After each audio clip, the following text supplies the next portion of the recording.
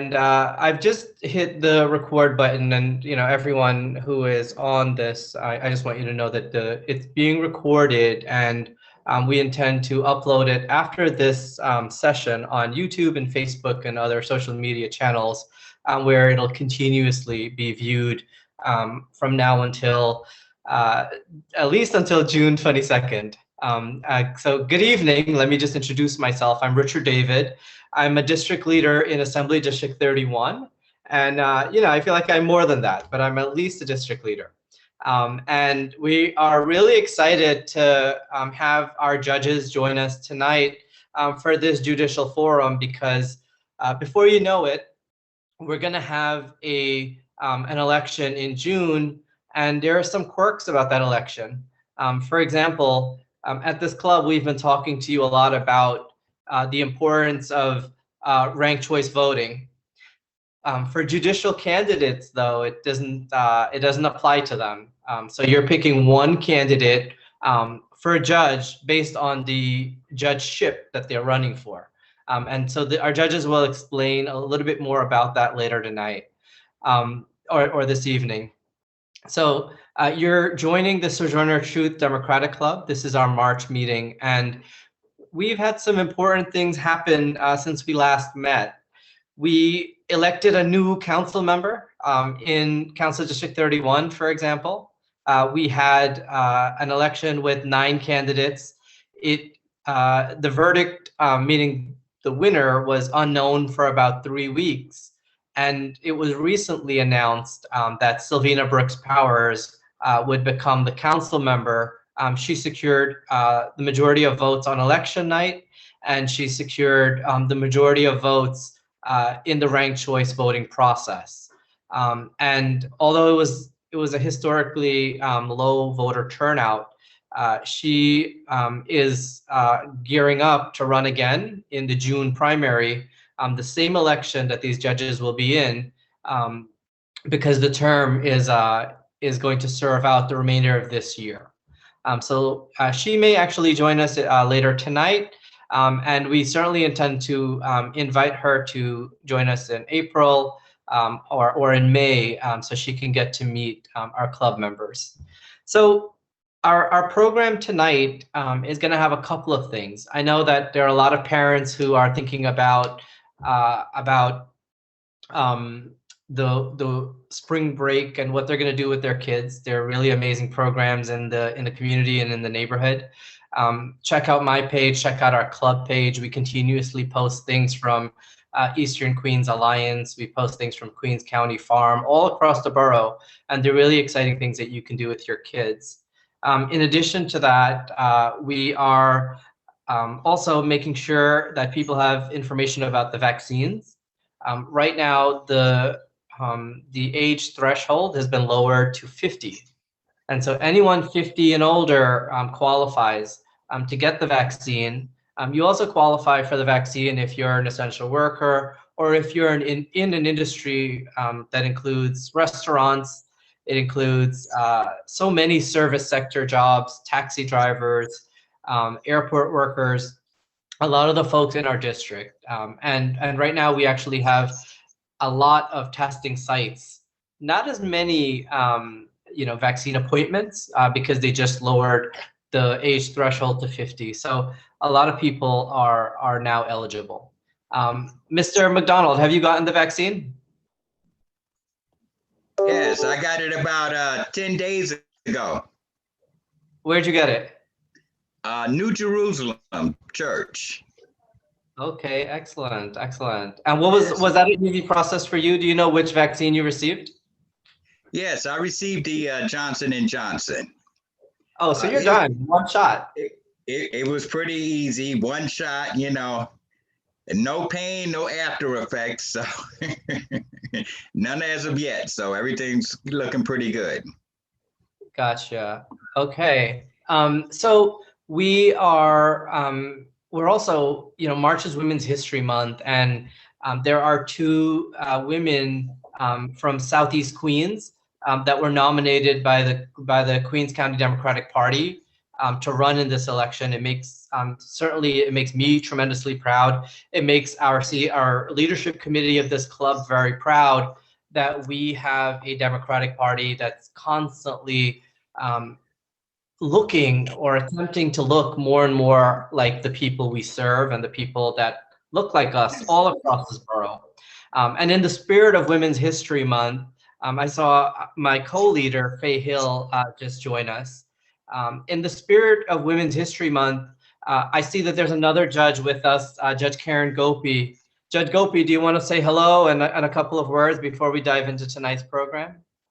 Hello, I am thrilled to be here. I preside in Queens Criminal Court, and I am excited to be here to be part of this club and to support a personal friend of mine, Andrea Ogle, as she attempts to join me on the bench and to learn more about the other judicial candidates. So thank you for having me.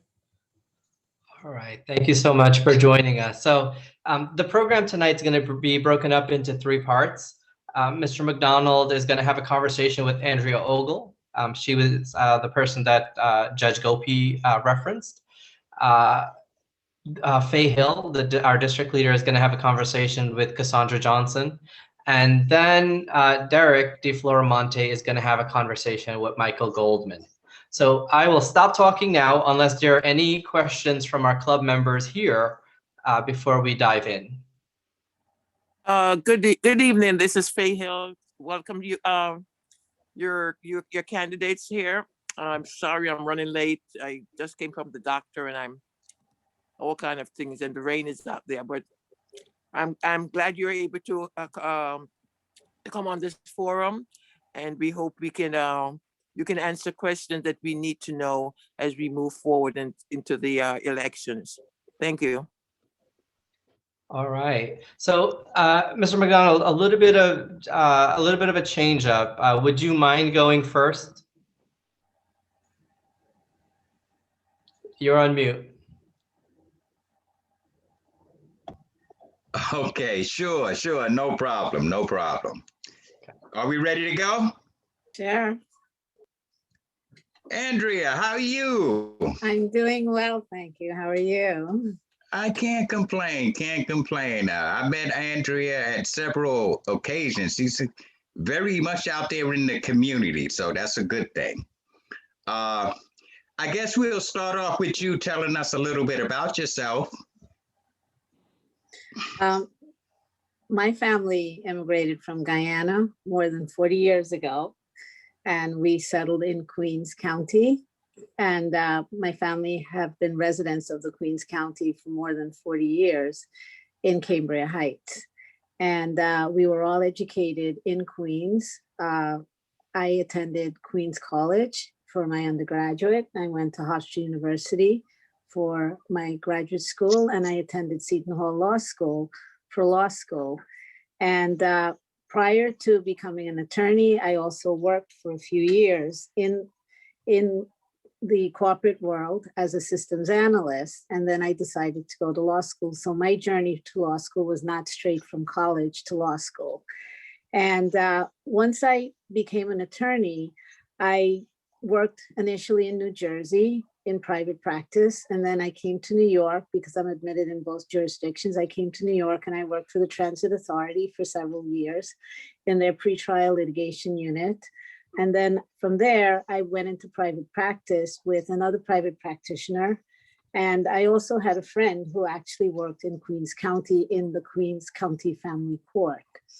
And at that point, I was trying to explore where I would go in terms of what I would do. And being an immigrant, I realized that there was a need for services in the community. I also recognized the fact that there was not the diversity in Queens that we have now. And I was invited into the family court, and I spent a considerable amount of time in the family court trying to learn family court practice. And then I started to volunteer within the community itself, offering my services. And the reason I did that is because I saw that there was a disparate way that people who came into the courts not only were treated, but also in terms of the knowledge that they had and the access that they had to legal services.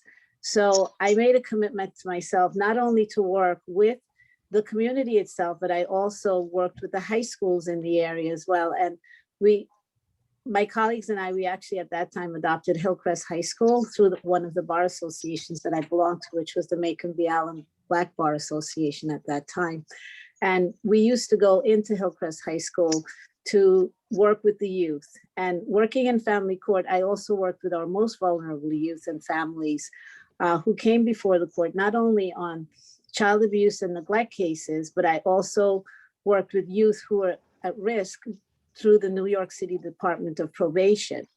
And over the years, I also managed to join the Appellate Division's Second Department Attorneys for Children's panel, which is a panel that allows you to represent indigent adults and children in all phases of family court proceedings and proceedings in also the Supreme Court and the surrogate courts as well. And one of the requirements to remain on that panel is that we have to be certified by every single jurist in the courthouse on an annual basis. And we're also required to complete continuing legal education programs as well. And I've been on that panel for, I would say, close to 20 years.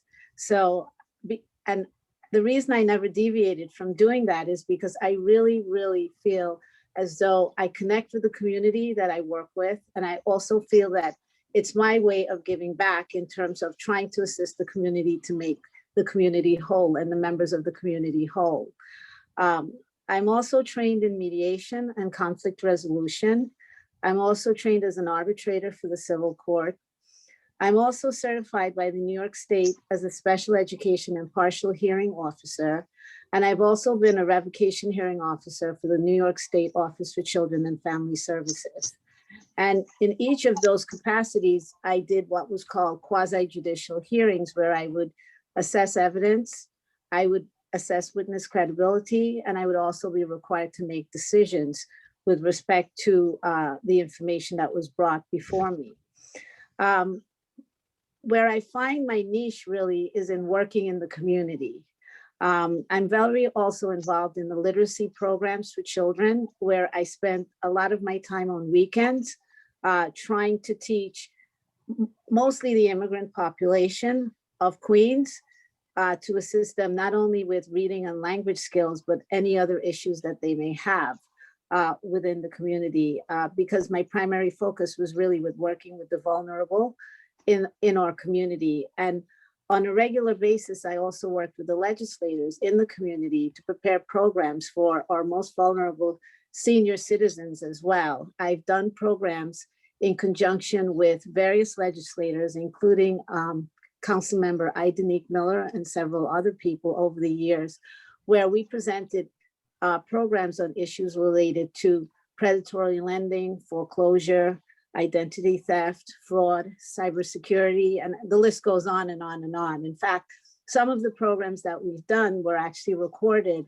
and kept on their website so that the community could have access to that information. In addition to that, I also... I should have said this at the beginning. I'm so sorry. That's okay. So each of the speakers get 2 minutes to introduce themselves, and then the rest of the time is a dialogue, so that it begins to bring the audience in a little bit. Okay. So, I mean, if you want to start the dialogue now, that would be fine. Okay. In your community work, what do you feel, especially going through this pandemic, what do you feel that you see as serious needs? I think access to resources is one of the most important things in the community, in terms of people who have especially been housed in situations where, for example, domestic violence is on the rise, with individuals who are housed in homes where they are housed with an abuser. You also have situations where elderly have fallen prey as well and have also become victims of domestic abuse, and also victims of identity theft, cybersecurity fraud. You also have individuals who cannot pay their mortgages at this point, so they're at risk of losing their homes and their properties. There are also individuals who cannot pay their rent, and they're also at risk of being evicted. So there are a myriad of different issues. And then in conjunction with that, there was a point in time where the courts were also not accessible, and you had people who were passing as a result of COVID, and they didn't have wills prepared. Their estates were not in order, but they didn't have the guidance either to help them to get to access the courts or to prepare the appropriate documents that they needed. And those are some of the things that I was actually actively involved with during COVID that I can speak about firsthand. Okay, well, sounds good. Sounds good. I see we got a lot to do. I'm gonna open it up now. Does anybody have any questions that they would like to ask at this point in time?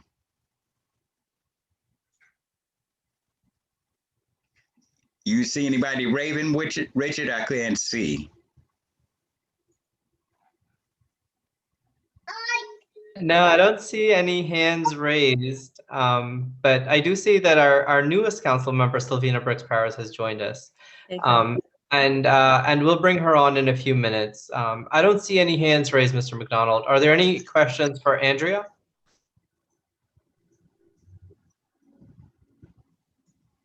I have a question. Andrea, how did you get into law, and why do you want to be a judge? I actually decided to study law. Unlike the rest of my family that is in medicine, I am actually the first attorney in my family, because I wanted to work hand in hand with people in the community. Unlike the rest of my family, they work in a hospital. And I felt as an immigrant coming into Queens that there were so many things that needed to be addressed, and there were so many different issues that needed resolution. And my focus was to assist the people, especially those who were here in the United States and were trying to assimilate into a new culture, at the same time learning what was necessary for them in order to survive. And I knew firsthand what it felt like coming to the United States, because I came here when I was 12 years old. We didn't have anyone to assist us on how to navigate the system. So that was my way of deciding that if I could connect with the members of the community, especially when I saw what they were experiencing in the court system and outside of the court system, if I could help or volunteer in some way to give back to them so that they could have some kind of an inkling on what to do, even if it was in a small way, that it would help. And my goal was, if I could help one person and then move on to the next person. I know I couldn't save the entire community, but if I could do one person at a time, it could make a difference. Because in doing that, I also tried to teach that individual the skills that they needed so that they could pass it on to someone else. And to answer your question with why do I want to become a judge? There are several reasons that I actually thought about. It was not something that I initially wanted to do or started out at, when I became an attorney.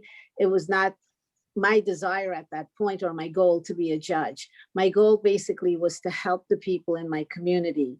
And over the years in working with my community, I continued to draw on what I had experienced and my experiences in the courts as well. And I felt that by combining what I learned in the courthouse and combining what I learned in the community, I could put those two variables together and combine that in a way that I could serve the community. Because becoming a judge is one of the ways that you can actually do real good for the community as a public servant. And I believe that the experience that I've gained over the years in conjunction with the experience in the community and in the courts has enabled me to develop the skills that I would need that would be appropriate to be fair and impartial and to treat people with dignity and respect when they come into a courtroom. And that's part of the reason why. Also, another reason is that in the courtroom, there are a lot of people who come into the courtrooms, they're lost. especially since they don't see familiar faces or people who look like myself. And I believe it's very important that the judiciary should be diverse and reflect the community that it serves, because we are public servants to our community. And for myself, I think that at this stage of my life and my practice, I've gained the skills that I need to put everything together in order to be a judge.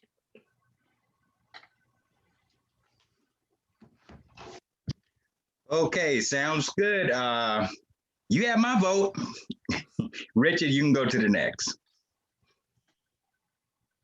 Okay, and I think, Judge, if Andrea is elected, she would be the first and only Guyanese woman serving as a judge. So we have a moment to make history. I think in Women's History Month, it's always a good time to make history. Ms. Hill, should we invite our new council member up and just pause for a minute so she can say a couple of words? Yeah, sure. That sounds good.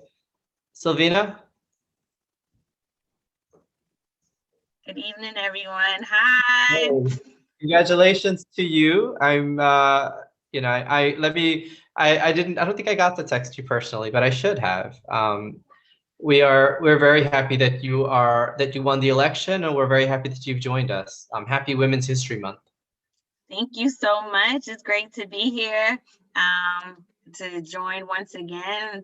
This meeting is actually one of my favorite club meetings, so I keep coming back. And thank you for Mr. McDonald for sending an email with the details for it. But I'm excited. Just got sworn in on Friday evening. I've been forced to hit the ground running, as I said I would. Been pretty intense in terms of a number of discussions that need to take place. We're in the middle of budget season right now, so getting brought up to speed on that. And, in every space I get a chance to talk about our priorities for the community, I've been taking full advantage of that. I guess that's the benefit of having a race that was like the first ranked choice. So everyone calls, I'm like, yeah, so thanks, but this is what we need in our community. And so just making sure that we are being served and the resources come back home to us is very important. And right now I'm working really hard to begin to bring staff on board so we can begin to restore the constituent services. Right now it's being handled by the speaker's staff still. So if there are any complaints or concerns on the local level, you can still call the office number during business hours, and there will be someone to respond to whatever that concern may be. I have a new email, which I'll put in the chat group momentarily, in terms of my official email that you can send to me.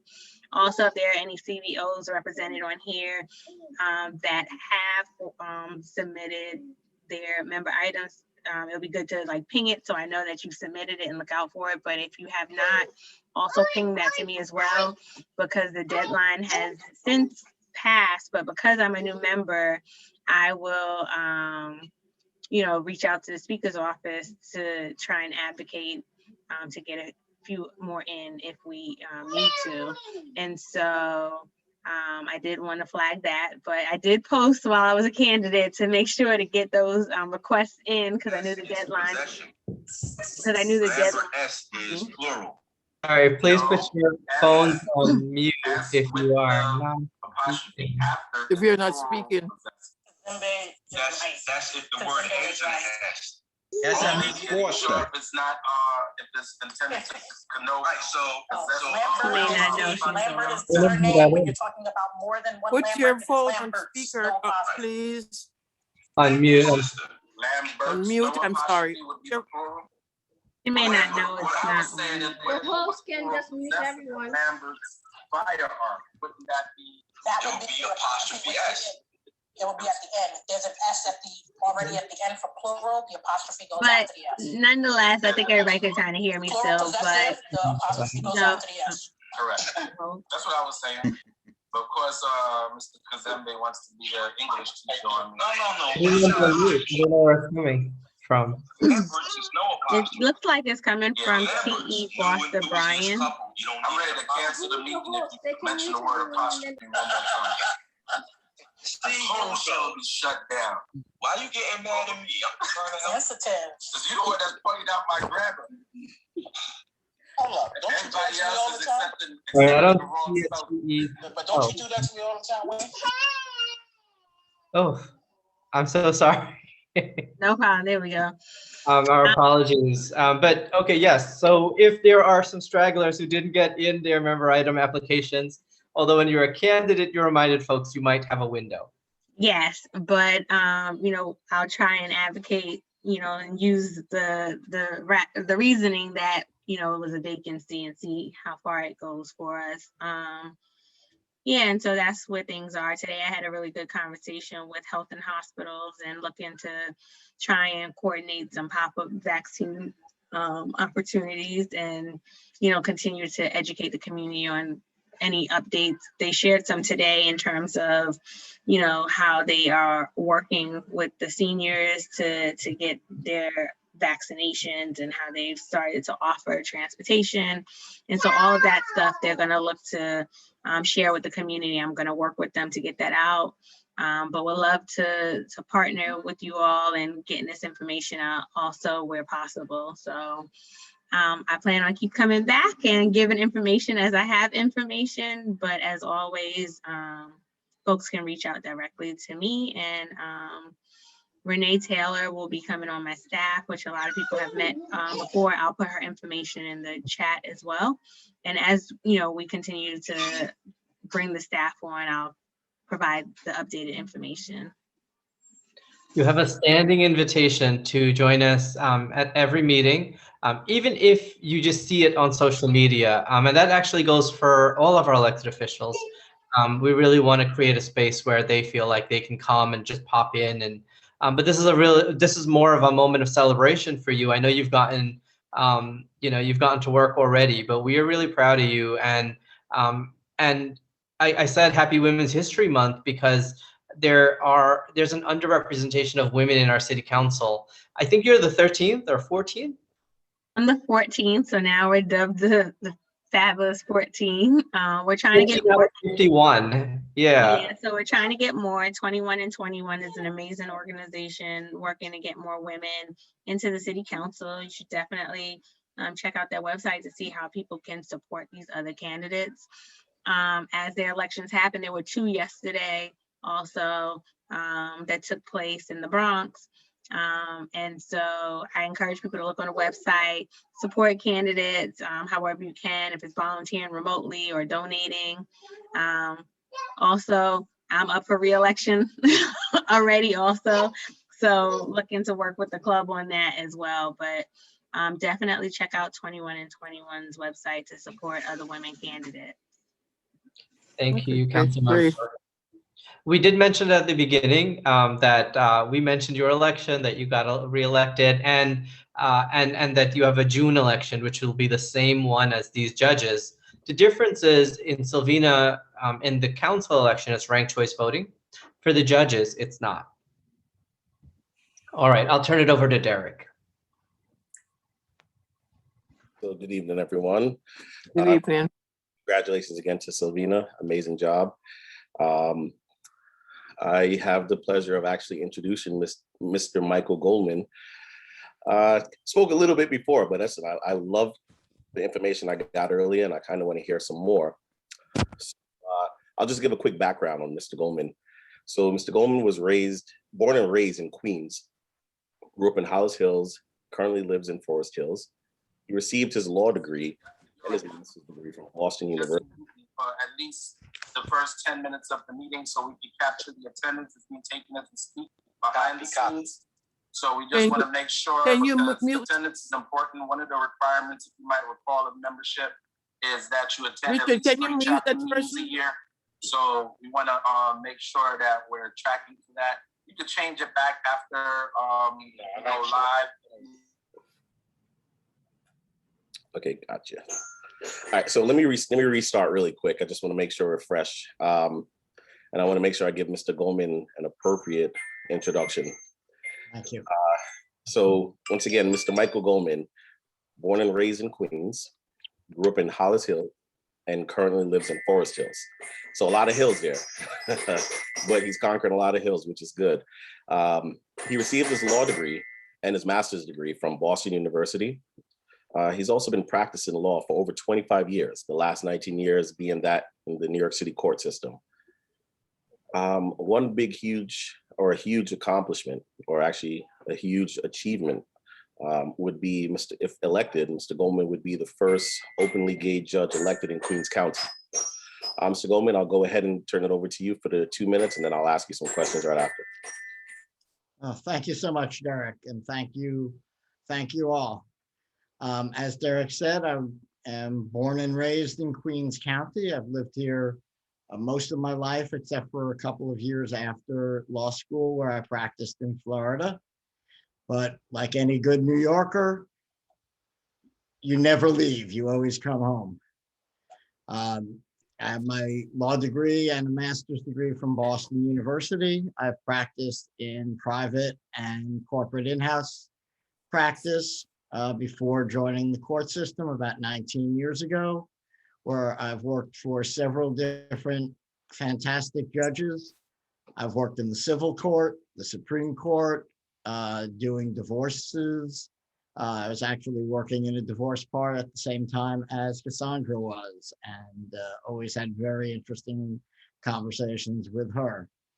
I spent 4 years working in administration, and then 4 years working in the Supreme Court. My judge was the judge who supervised discovery, and I took a heavy role in that. I think that the role of a judge is, above all else, a servant to the community.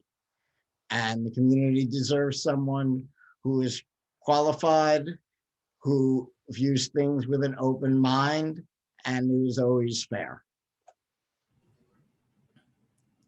And thank you for that. And actually, that goes right into the first question I kind of want to ask you. So you kind of explained the role of the judge, but why do you feel it's very important to be a civic or a civil court judge within the Queens County? Well, growing up, one of my friend's fathers was a judge in the Queens Criminal Court, and I always looked up to him and admired him. I used to go into court and watch his proceedings, and then afterwards we would discuss the cases that he had heard. So that really initiated my love of the law, and he encouraged me to go on to law school. When I was admitted to the bar, he's the one who administered that oath to me. And like I said, being a judge is, above all, being any elected official, is about serving your community. And that is something that I was raised with. When I was in high school, I led youth services at my synagogue. I helped develop a photography program in their youth house. Later on, after law school, I came back and I actually worked with that judge who was my mentor, and we worked together teaching a class to Hebrew high school students. And we talked about the importance of the community in making sure that our children are educated. You know, serving the community is nothing new to me. After Sandy, I trekked out to the Rockaways. I walked up and down the high rises, knocking on doors, making sure that people had what they needed, especially medication, people with insulin and no electricity, making sure that they had coolers and ice so that their insulin didn't go bad. Last year, I went food shopping and delivered groceries to elderly people who could not safely go out on their own during the beginning of the COVID crisis. Okay. And this is just the next step, to me, the natural next step in my lifetime of service to the Queens community. And I'm glad to hear that you've honestly actually hit a few milestones, especially with helping individuals, making sure that, you know, it's not just from a law perspective, but a humanistic perspective. That's what we need more in this society. Another question I kind of want to ask you here is, the amount of things that you've done humanitarian wise, how would you use your position to serve as a role model for the young people in the community? Well, like I said before, above all, a judge needs to be fair and apply the law fairly.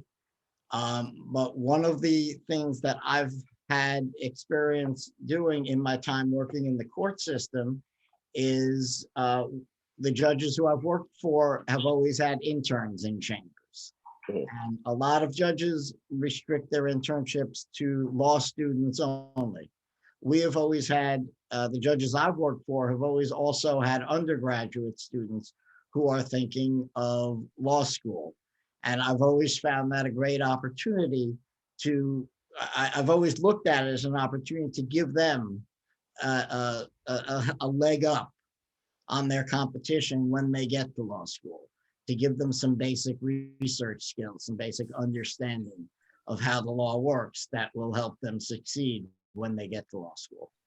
And I like that concept, actually. That concept's really amazing because we do have a lot of individuals who do want to explore law or know more about the law.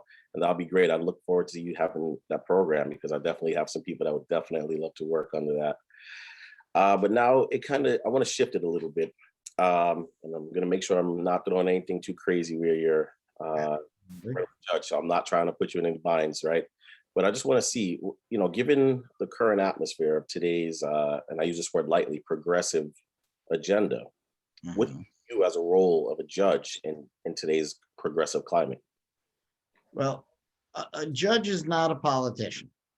A judge is charged with interpreting and applying the law. If the law needs to be changed, that is up to legislators. A judge's job is to read what the law is currently, apply it to the case in front of them. Now, there are circumstances where a judge can find that an existing law is unconstitutional. It's not something I believe that a judge should go out of their way to do, but when presented with a circumstance where a law is unconstitutional, then it would be appropriate to make that determination as a judge. But a judge is not an advocate. True. And actually, I did hear Andrea mention this earlier, by individuals being scared of the court process, right?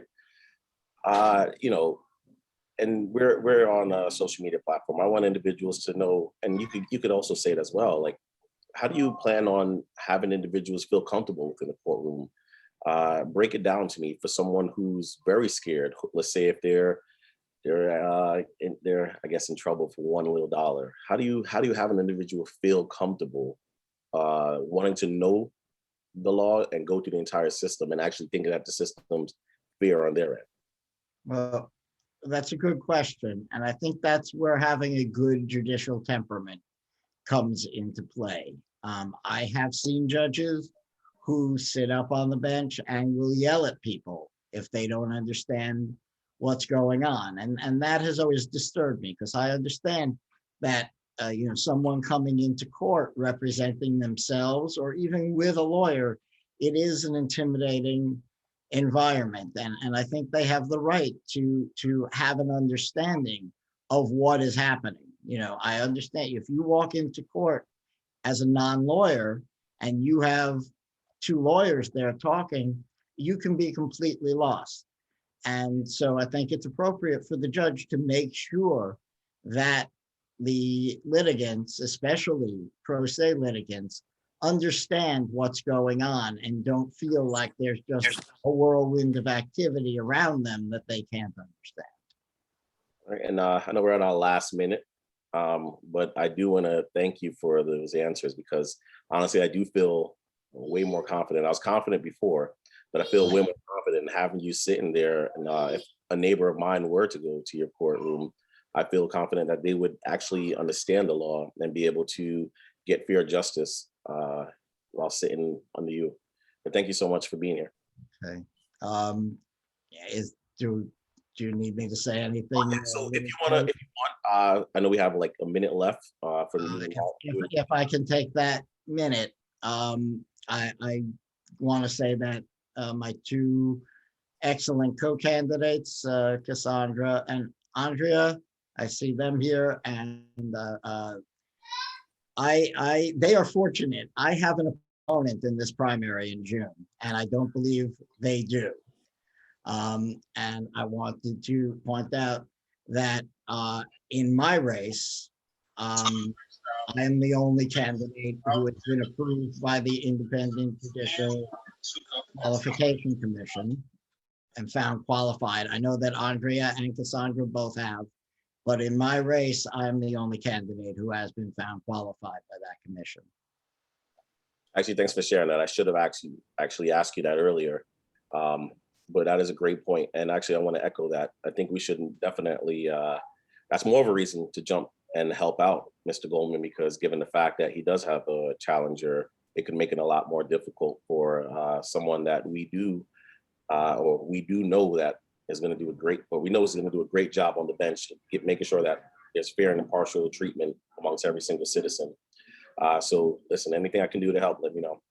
Thank you, Derek, and thank you to the Sojourner Truth Democratic Club. It's been my pleasure.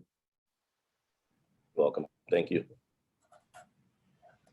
Okay, thank you, Mr. Goldman. Ms. Hill, take it over, and Ms. Cassandra. Okay. Good evening, everybody. I'm a new district leader. I am learning as I go along. But one of the things that I'm glad that we have this forum is because a lot of people, voters, when they go to the vote, to the polls, they do not know about the judges. Some people don't even vote for them. And I'm glad we're here and able to show some of the people in the community. I wish we had more people on the on this Zoom forum to know and see the judges and to hear from them. Because for years, people go to the polls and they don't know these people.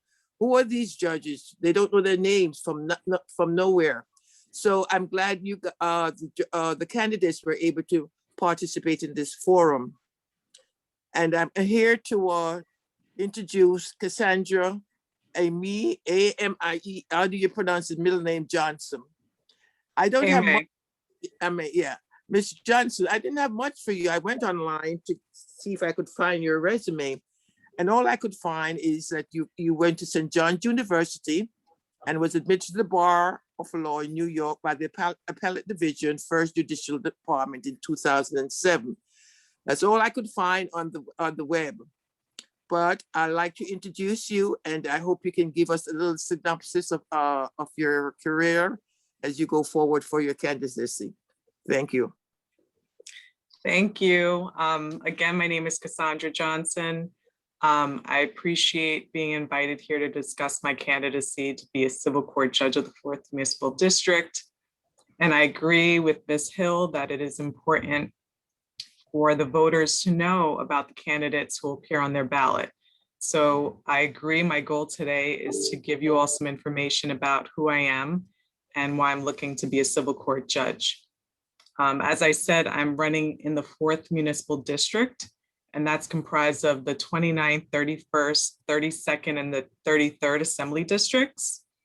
And here, the civil court handles cases that deal with issues as diverse as the population of the city it serves. And Queens, as you know, is the most diverse county in the state, and it is said in the country. So these district court seats actually give the voters an opportunity to elect someone to be a judge who live in their community. I've lived in Queens and worked in Queens for most of my life. I live in Queens Village in the 33rd Assembly District. And Queens is where I developed my love of the law and public service.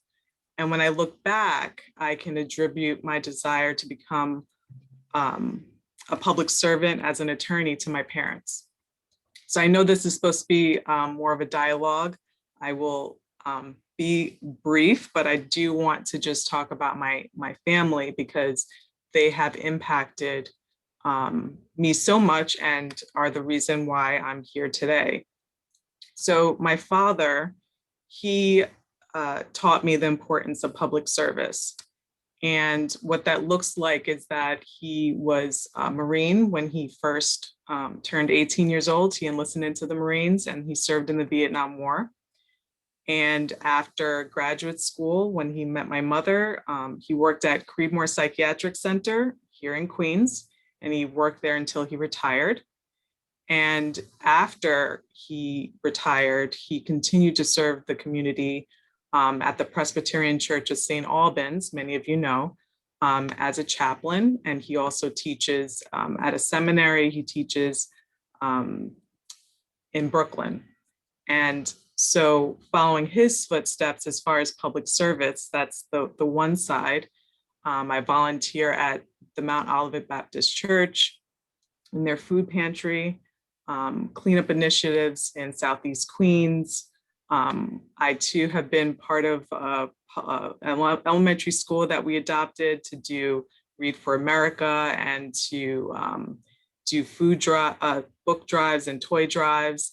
I also was on the board of the Jamaican NAACP Daycare Center for many years after I graduated law school. I also volunteer with Safe Horizon, where I create programs for mental and physical wellness for homeless youth and young mothers. So that's a little bit about my service to the Queens community and my father. Whereas my mother, she exposed me to the law. She came here, and I know I'm going to be brief. She came here from Haiti when she was 19 years old, and she went to York College. And she also became a social worker like my father, and then actually went to St. John's Law School when I was in kindergarten. And when she decided to start her own practice, she primarily served the Haitian community and hotel workers in Queens and Brooklyn. And I worked for her every school break since I was in 10th grade. And so that she is part of the reason why I chose to become an attorney. So I'll stop there. I know that this is supposed to be more of a dialogue and a conversation. Okay, great. Thanks, Ms. Johnson. How long you've been practicing? Is it 14 years you've been practicing? Since 2006. I was admitted in Connecticut in 2006 and then in New York in 2007. Okay, I have a question. I know I worked for a large law firm many years ago. I retired. I'm a retiree now. And you know, there was a question I asked from Derek. How would you treat someone who comes before you in court? How would you show some empathy, and how would you let them feel comfortable? Describe how you would do it in a little scenery play. You said in a scenery play? Just a little, yeah. How would you, how would you treat that individual? Because I know some of the lawyers. I know some of these lawyers can be very rash because I worked for them, and some of them can be very rash. So how would you treat them? Feel comfortable, like Mr. Goodman said. Could you describe yourself how you would, I got it. Towards them? Well, I can actually speak to what I do now. So I work in the Supreme Court as a court attorney referee, and part of my duties are to help people resolve their disputes and preside over trials. And I think that it's important when people come in that you're smiling and you're pleasant.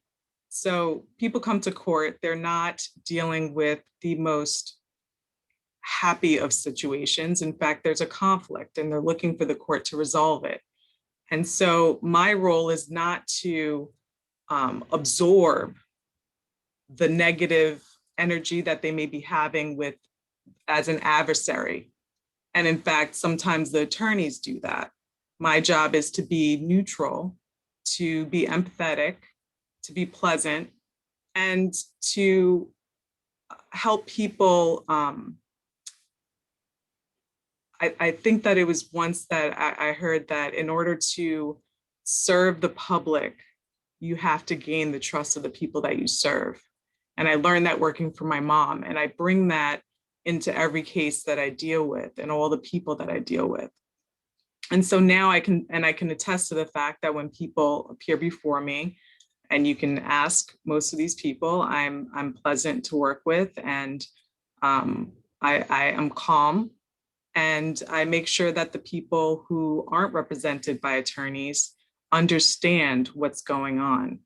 And so I make sure that I'm clear, and I ask them, is there something that could be clearer? Do you need me to explain this better? Because I think sometimes also people are upset, but they also don't understand what's going on. So that's part of what I do right now. Okay, great.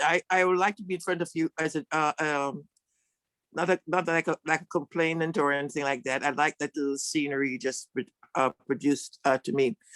Are there any questions from the audience, from the community? Because, these are people who's going to abide by the law. And, there's some indifference. As we know, the atmosphere in the country is at a high point where people are, I don't know if it's a mental state because of the COVID-19. But are there any questions you'd like to ask from Ms. Johnson as she, we have a hand up there, Administrator iPhone. And could you introduce yourself and ask the question, please? You're on mute. Oh, thank you. Thank you so very much, Ms. Hill, and thank you and the club for organizing this forum. I'm personally and professionally disappointed that more community members are not here to hear from the judges. Mr. DeFlarman's comment about when people go to the polls, the judicial candidates are basically not on their mind. They are not sure who they are. They've never met them. They've never seen them. They've never heard from them.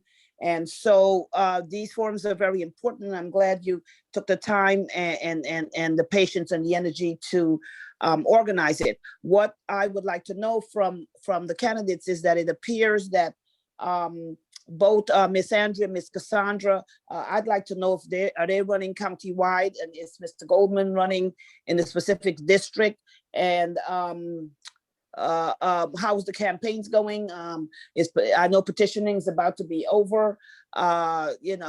Petitions are due at the Board of Elections tomorrow, and I just want to know generally how the campaigns are going, what kind of reception are they getting. I mean, I know they're hampered by, it's not the old days, so now there's a whole lot more that have to be done on social media, and are they raising the kind of money they need? And quite frankly, I am surprised and disappointed that there are really not more candidates, judges of color in Queens County. I come out of Brooklyn, and we have more judges of color and females than the law allows. And I am particularly concerned about the fact that Queens is lagging so far behind. Thank you so much for your. That's a mouthful. That's a mouthful. Oh boy. Well, anybody want to jump at one of those questions? I can just start really quick. I know everyone will like an opportunity to address that. So as I said, I'm running in the 4th Municipal District, and you're right, tomorrow is the last day that petitions can be submitted to the Board of Elections. We've already submitted. Michael Goldman and Andrea Ogle and I are running on a slate of candidates. We submitted our petitions to the Board of Elections on Monday. And I can say that I have been out there campaigning already, and am on social media on Facebook and Instagram, Cassandra Johnson for Judge. You can also email me at cassandrajohnsonforjudge@gmail.com. And of course, I'm open to any further questions. I know that my co-candidates would like to respond to that. I'm running countywide, and the reception during petitioning was very positive. I found it very encouraging. I learned on Monday that I will have a primary opponent. So now I'm turning it into high gear into the next phase of this campaign. Okay, anybody else have any questions for these candidates? Derek? No, I was gonna say, I think Ron Britt, yeah, Ron. I think Andrea was going to answer that, but Andrea, you're on mute. Yeah. You were going to say something? Oh, I didn't see I her. was just going to say that I am running Countywide as well. And we have had a very positive response to the petitioning Countywide in terms of the numbers. And one of the things that I have emphasized to my colleagues is that we all have to basically support each other in every way that we can so that we can have a successful campaign. And because Cassandra and I come out of the same district, there are going to be times where we are going to be working together in terms of making appearances so that the constituents can become familiar with us. But I have done outreach to some of the local communities and churches and mosques and temples and things like that. And I'm in the process of setting up all of my social media information, which will probably be ready in about a week and a half. Okay, thank you. I just want to note also, there is a fourth judge. He was unable to make it here and participate with us tonight. His name is Paul Vallone. He's the council member. And because of budget negotiations and probably several other reasons, he was unable to join us. But there are 4 candidates that the Democratic Party in Queens has supported. Okay. I think Ron Britt had his hand up. Is Ron still available? Yeah, Ron. I'm still here, yes. So, my question is to any of the wonderful candidates. I think, personal and, community problems that was, maybe once addressed by the families, by church, school, and community resources, are now kind of, maybe I'm saying are now, but it seems, are now kind of resorting to the court for intervention, with, for a resolution. And it seems to be, appears to be more and more frequent in civil and criminal courts. So I'm just wondering, what are your thoughts on, how this trend is currently being handled in the Queens courts? Anyone like to take that question or comment? I can start. I don't know about a trend, Ron. The responsibility of judges are to resolve disputes. And I can say, as someone who has worked for matrimonial judges, I've worked in the commercial division, even the business disputes are between family members or people who have been friends for many, many years. And part of what we do when we're trying to resolve it before it goes to trial is to see how the parties really can come to a resolution that could include flowers and a handshake, because that's really what they want. So yes, the court is bound by whatever the law provides. So if a case goes to trial, the judge is bound to give what the law it says is they're entitled to, either party. But the judges do make an effort to resolve disputes. I work as a mediator in commercial disputes, which is why I can attest to the fact that a lot of times it's about something familial that happened 20 years ago. I also work as an arbitrator in small claims court, and a lot of the issues again that come up have to do with family and friends. And I think that that's the significant part of what civil court judges do, is that we're handling things that each of us deal with every day. And we have to balance kind of the interests of the parties when making decisions, but also in helping them resolve the dispute. So I hope that I answered your question. I think that us trying to resolve a dispute is significantly different than a case going to trial and either the judge making a decision or having a jury decide the case, But the role of the court is to help people resolve their disputes. Either it's to have a resolution, okay? But we of course need the parties to be able to see eye to eye in some way, and that's part of the challenge that judges have to face. And fortunately, I've had a lot of experience doing that. Thank you. Thank you. I just want to acknowledge that we're a little over time, and we did promise our judicial candidates that they would be off because I think some of them have other engagements. But I know Michael should probably answer that one because he has an opponent and maybe others. Yeah, I just wanted to add a little. I could not possibly express what Cassandra just said any better than she did. I've also worked as an arbitrator in small claims and for several years in a matrimonial part.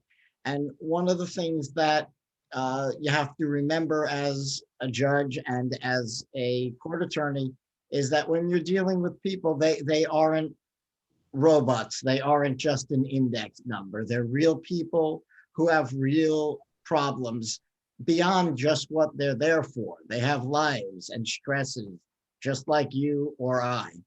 And being able to be sympathetic to that and understanding that someone maybe, maybe they got into a fender bender on the way into court, so they're a little upset, and being able to diffuse that frustration on their part to help them think more clearly and try to resolve their case is an important part of the role that we can play. And Okay. just to add to what Cassandra and Michael said, that the issues that judges resolved are really, really serious issues most of the time that people cannot resolve on their own.